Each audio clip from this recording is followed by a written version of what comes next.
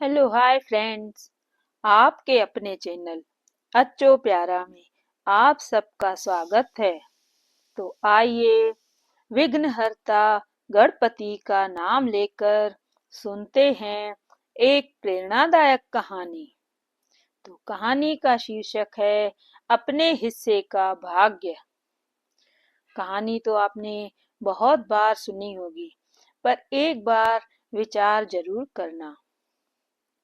एक व्यक्ति सेठ रामलाल की दुकान पर नौकरी करता था। वह बहुत निष्ठा और कर्मठता से अपना काम करता था।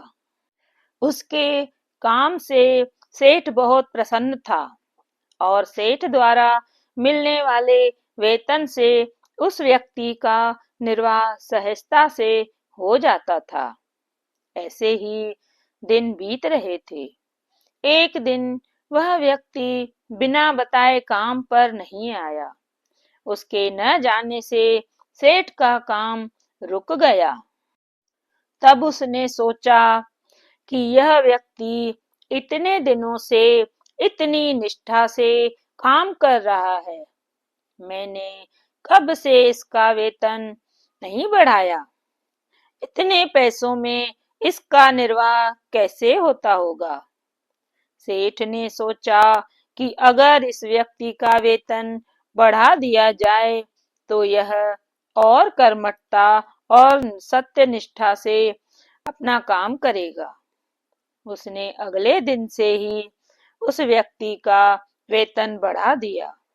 उस व्यक्ति को जब माह के अंत में बढ़े हुए पैसे मिले तो वह चकित रह गया, लेकिन वह बोला कुछ नहीं और चुपचाप पैसे रख लिए।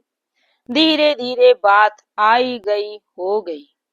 कुछ महीनों बाद वह व्यक्ति एक बार फिर से एक दिन दुकान पर नहीं आया।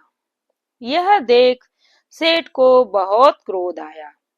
वह सोचने लगा, कैसा कृतघ्न व्यक्ति है, मैंने इसके पैसे बढ़ाए पर न तो इसने धन्यवाद दिया और न ही अपने काम की जिम्मेदारी समझी। इसका वेतन बढ़ाने का क्या लाभ हुआ, यह नहीं सुधरेगा। और उसी दिन सेठ ने बढ़ा हुआ वेतन वापस लेने का निर्णय कर लिया।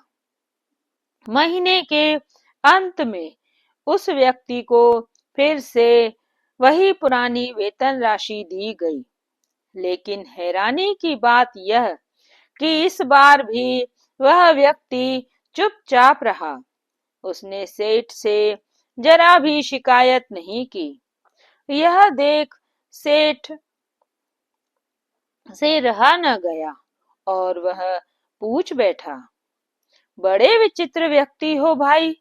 जब मैंने तुम्हारे गैर हाजिर होने के बाद पहले तुम्हारी वेतन राशि बढ़ा दी, तब भी तुम कुछ नहीं बोले, और आज जब मैंने तुम्हारी गैर हाजिरी पर वेतन राशि फिर से कम कर दी, तुम फिर भी शांत रहे।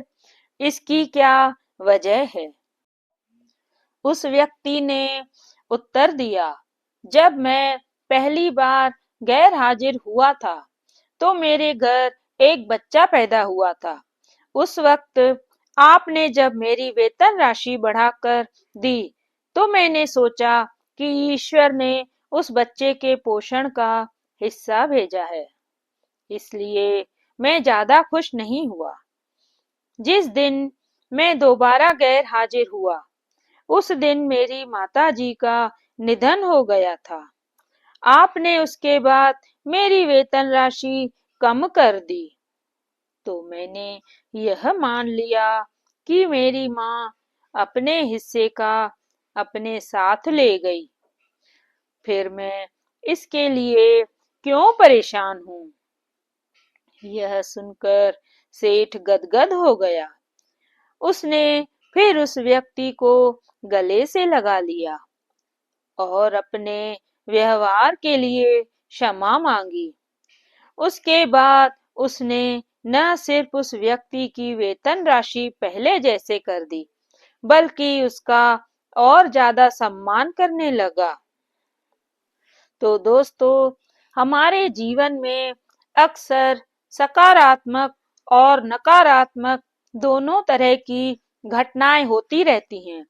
जो व्यक्ति एक अच्छी घटना से खुश होकर अनावश्यक उछलता नहीं और नकारात्मक घटनाओं पर अनावश्यक दुख नहीं मनाता और हर दशा में अपनी सोच को सकारात्मक बनाए रखते हुए सच्ची निष्ठा और कर्मठता से कार्य करता रहता है, वही व्यक्ति जीवन में स्थायी सफलता प्राप्त करता है। तो दोस्तों, ये प्रेरणादायक कहानी सुनने के बाद आपके भी जीवन की तकलीफें ऐसे ही हमेशा के लिए खत्म हो जाएं, यही मैं दिल से दुआएं देती हूँ। तो फिर मिलूंगी अगली प्रेरणादायक कहानी में। तब तक के लिए जय श्री कृष्णा। खुश रहिए।